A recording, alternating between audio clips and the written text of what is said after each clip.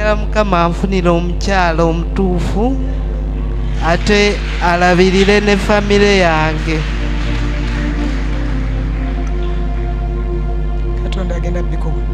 God is going to do it. Katonda agenda bikuwa. God is going to do it. Enjoy it obadde ojogebwa. Enjoy it obadde ojogebwa. You have been underrated wherever you are. Obadde ojogebwa. You have been Obadde oyisibwamu amaaso. They have been taking you as nobody. Okola mulimu ki? What do you do? Oli mulimi. Oli farmer. You're a farmer. Bintu bitambula bulungi. Do things move well?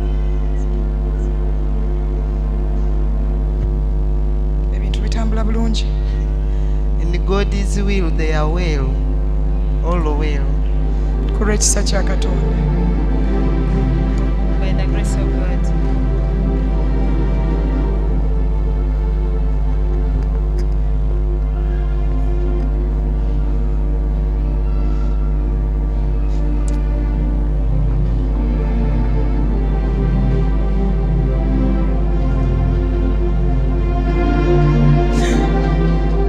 Mukama akuwe byoyayanira. May the Lord give you whatever you desire for. Amen. Obujulizi buno bunzijukiza ekintu kimu era nga nzijukira nabawako ku bujulizi obwo naye edda nga twakatandikira ddala.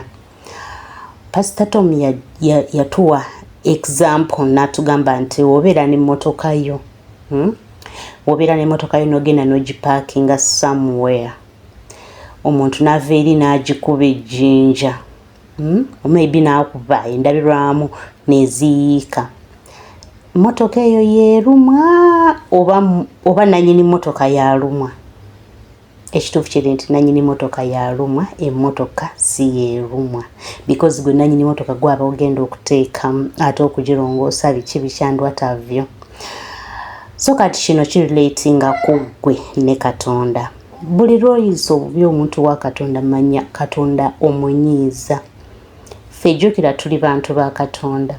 Abantu abo bemutramatizinga, bemustigmatizinga, bemulumya, bemuyisaamu amaaso, bantu ba Katonda.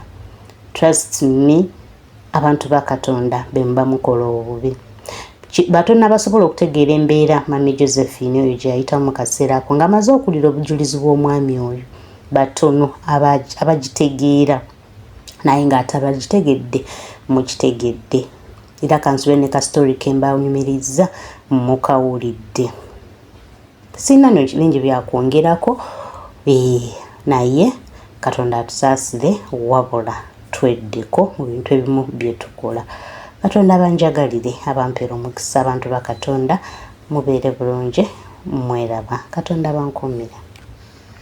Does it mean? Buli kyokola kyonna Whatever you do, ogenda kwewaayo mu maaso ga Mukama. you will commit yourself before the Nga Lord. Katonda tannaba kutunuulira birala byonna. Before the Lord looks at other Nga things, tannaba kutunuulira mukisa gw'agenda kuwa. before he looks at the blessing will give you, Asooka kutunuulira ggwe. he first looks upon you, Kitegeeza ggwe. meaning you. Alina kusooka kukola mulimu mu ggwe. He does the work in you Ng'amaze first. okukolamu omulimu, After doing the work, ebirala bigenda kwereeta then byokka. other things will come by themselves. Kati omulimu gw'akolamu So the work he does in you gwe mukisa. is the blessing. Kitegeeza osooka kulega ku mukisa. Meaning first step of the Ebirala ne blessing, bijja. and then other things come. Asooka kusumulula ggwe. He first delivers you, N'alyoka aleeta ebirala ebikwongerako. brings other things that makes you take forward. Hallelujah. Amen. Nzize okwogera eri omusajja. I've come to speak as Nzize a man. okwogera eri I've omukyala. come to speak to a lady. Naawe ali ku online. And you on online. Katonda akwagala nnyo. God loves you so much. Kyova olaba yakutonda mu kifaananyi kye. That's why he created you in his image, Obeerenga ye. that you may be like him. Ebirowoozo bya Katonda The mind of God biri ku ggwe is upon you ng'omwana wa Katonda. as a child of God. Ebirowoozo bya Katonda The mind of God n'amaanyi ge and his power n'omutima gwe and his heart biri ku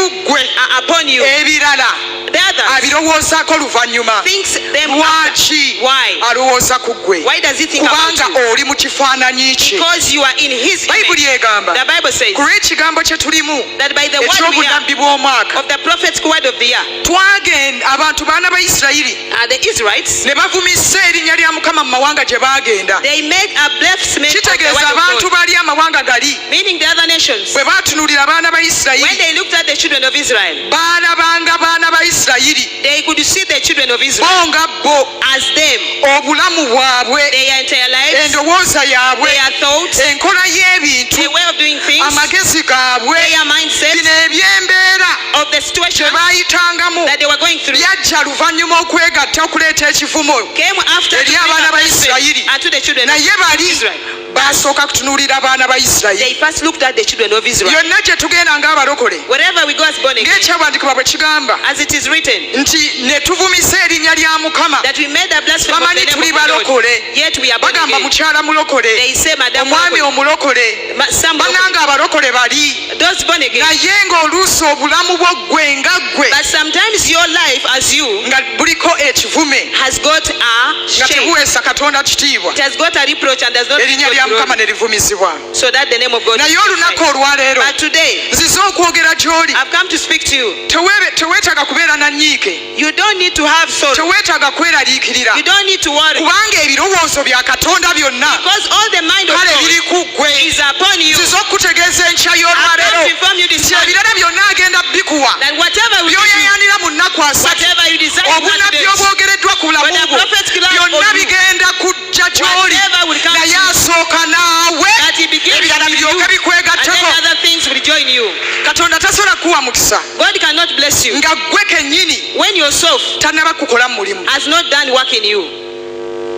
Haleluya. Amen. Katonda tasobola kuleeta motoka gy'oyagala, God cannot bring the kind you Katonda want. tasobola kuleeta bufumbo bw'oyagala God cannot get the nga marriage you want tasoose ggwe before agenda working in okufuna you. omukisa ogwo. Who is going to get that blessing? Lwaki? Why? Kubanga bw'anaaleeta biri, Because if brings kubanga other things, tonnaba kusumululwa, because you are not yet delivered, tonnaba kumutegeera ggwe you have nga not ggwe, yet understood him biri as you. bisobola okuyita obuyisi mu ngalo, The other things can oyinza go amiss.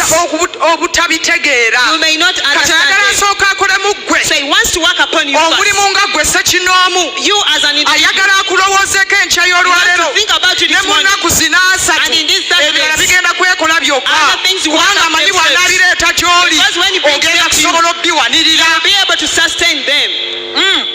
Amen. N'agamba And he said olubereberye in Genesis essuula emu nnyo lwabiri mu mukaaga. chapter 1:26.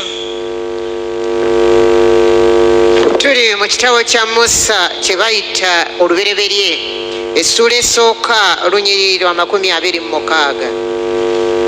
Katonda n'ayogera nti tukole omuntu mu ngeri yaffe, mu kifaananyi kyaffe, bafugenga eby'omu nnyanja n'ebiwuka waggulu n'ente n'ensi yonna na buli ekyewalula ku nsi. N'agamba tutonde omuntu mu ngeri Say, yaffe. let's make man in our own Kitegeeza image. Meaning, bw'oba watondebwa mu kifaananyi kya if you Katonda, are created after God's image, kubanga oli mu kifaananyi kye, because you are in his own image, obulamu bw'obwa Katonda bwonna your godly oba life, endowooza y'obwa Katonda all the divine oba thoughts, Katonda mwene, or God himself, amaaso ge gali ku ggwe. his eyes are upon you. Bayibuli egamba The Bible says ti amaaso ga Katonda that the eyes of God gatambula ne geetoolola ensi yonna, that rovers around, naye gali ku abo but are upon abatuukirivu. the righteous. Kati oli mwana wa Mukama, So you are a child of God. Katonda akumanyi God knows you era akwagala. and he loves you. Sooka ggwe So first, weetereze ne Katonda, put right your things with kubanga God, omukisa gutandika naawe, because the blessing ebirala is bigenda with you kujja and byokka. other things will come by themselves. Kyobalaba Bayibuli egamba That's why the Bible mu says Zabbuli 16 in Psalm 16, Dawudi agamba David says nti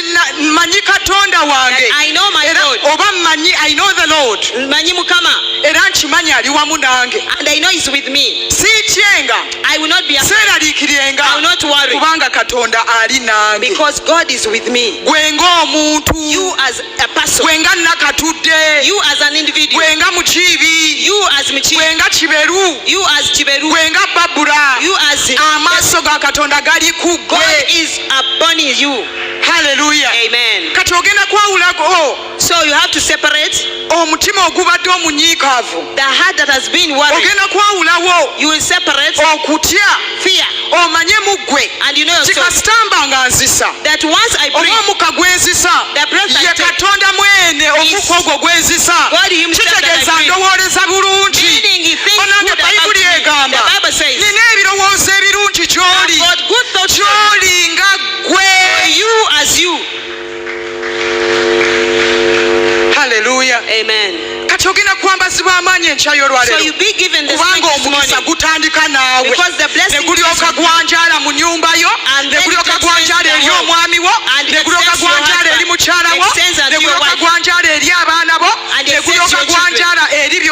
bibyo sense naye whatever you have, nga but gwe meyini w'omukisa ogwo. you are the major blessing.